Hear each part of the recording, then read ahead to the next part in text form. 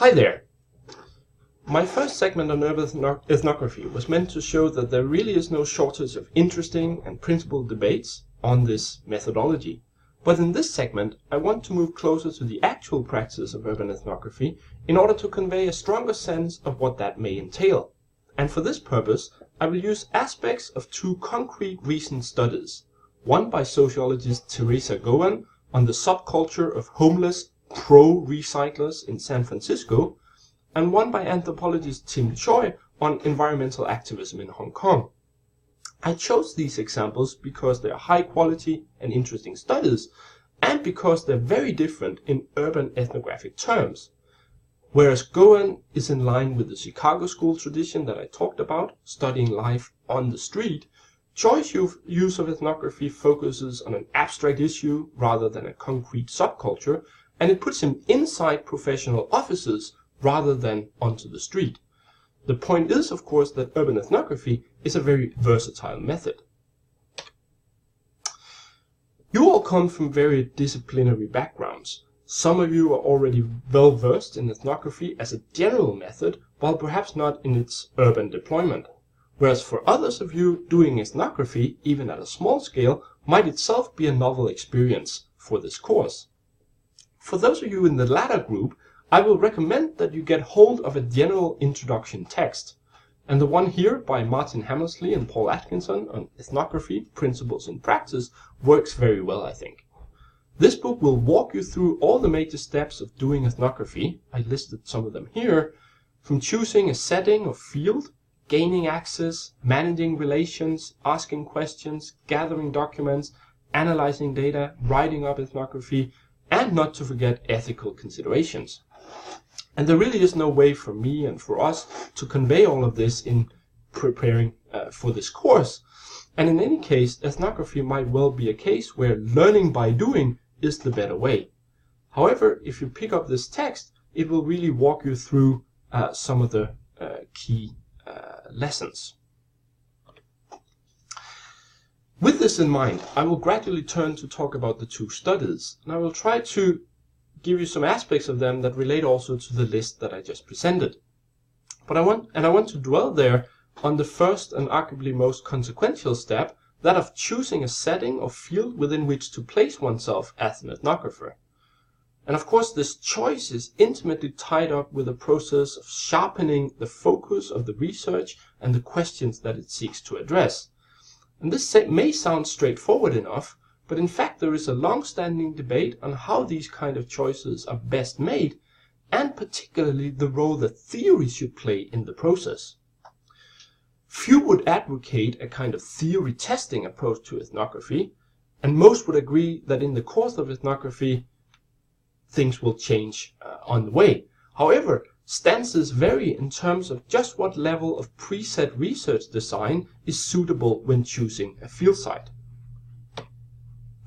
In this context, Malinowski, the great anthropologist, made a nice distinction between preconceived ideas on the one hand and foreshadowed problems on the other. Preconceived ideas, he said, are pernicious in any scientific work, but foreshadowed problems are the main endowment of a scientific thinker. Even proponents of so-called grounded theory, first developed by Glasser and Strauss in the 1960s, would subscribe to the point that progress can sometimes be made by developing and clarifying research problems prior to fieldwork. This is true even as grounded theorists decry any form of armchair theorizing and stress how theories should arise out of the systematic data collection and coding, thereby remaining close to the topical and substantive problems at work in the empirical field. And at any rate, ethnography is probably best thought of as a process of constant interplay between selection, observation, and reflection, and this process starts prior to the fieldwork itself.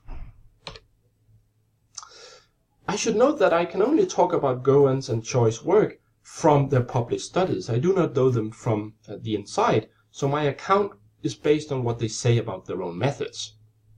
It seems fair to say that both Gowan's study of homeless recyclers and Choi's of environmental activists exhibit this iterative process of urban ethnography. In Gowan's case, she relates how she started out with a specific focus, in part for moral reasons of her own. Far from studying homelessness in general, she strategically chose to study that particular subculture of the homeless which engages in extensive and legal recycling activities in order to make money. Over time, however, she came to realize that even this activity could be interpreted in quite different ways, related to prevalent notions of stigma, work, and autonomy.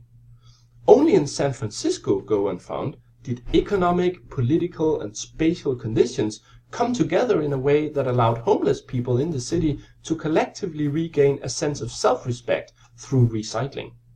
And even here, however, many pro-recyclers were still addicted to illegal drugs or alcohol, a fact that Gowan makes no attempt to smooth over. As she says, partly in self-reflection, the wonderful thing about ethnography is that true immersion in the time and space of the informants creates heavy wear on whatever idealistic constructs one brings to the field.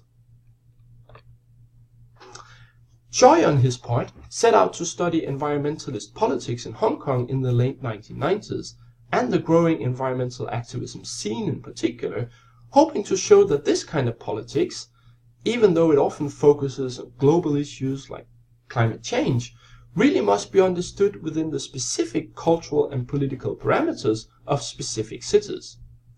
In the course of fieldwork, apparently partly for practical reasons of acquaintance and access, the local Greenpeace office became his prime site of research, from which he could observe a range of local environmental controversies unfold. Over time, Choi realized that his aim of producing knowledge on the local specificity of environmental concerns in Hong Kong in fact shared its form entirely with the ecological activists themselves, who were eager to document the uniqueness, and hence the preservation value, of specific urban natural sites, plant species, and so on. And this kind of realization made him change the focus of his research somewhat, in order to document the different meanings and uses of the very notion of specificity in Hong Kong environmental politics.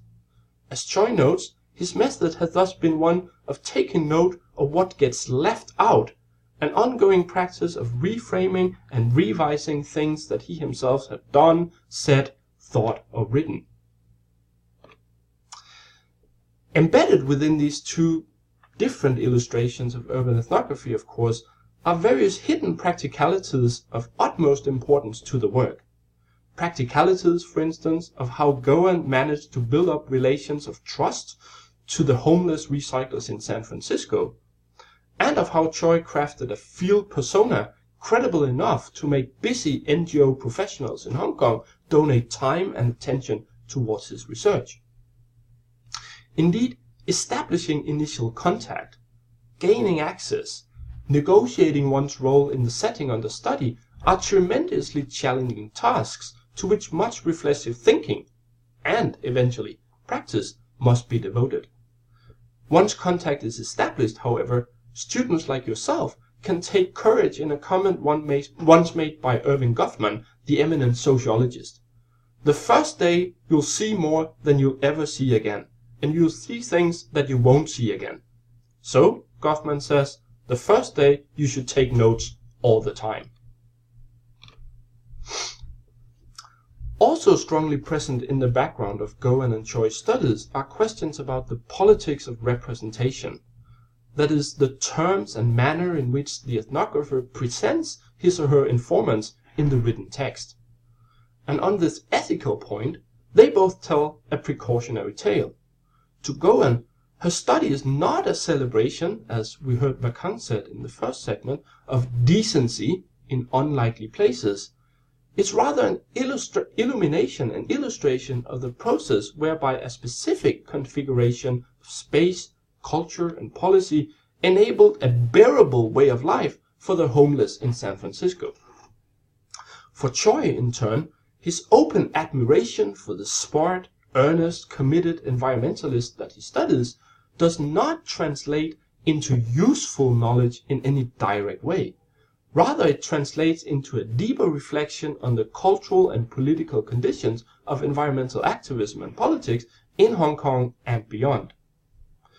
And these are just a few of the ways in which ethical considerations of how to place oneself in the field, from basic interpersonal issues to broader cultural and political settings, must be part of all phases in the conduct of urban ethnography, and this includes also the mini field work that you will do for your assignments.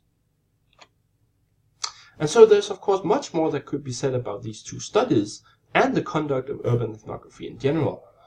I hope, however, that what I have sketched out here, together with the intellectual history from the first segment, is enough to make you curious and confident enough to try out some urban ethnographic methods on your own, even at a small scale. My two illustrations were chosen, as I said, to illustrate the point that ethnography is a versatile method that can be useful for a number of research interests and projects in the city.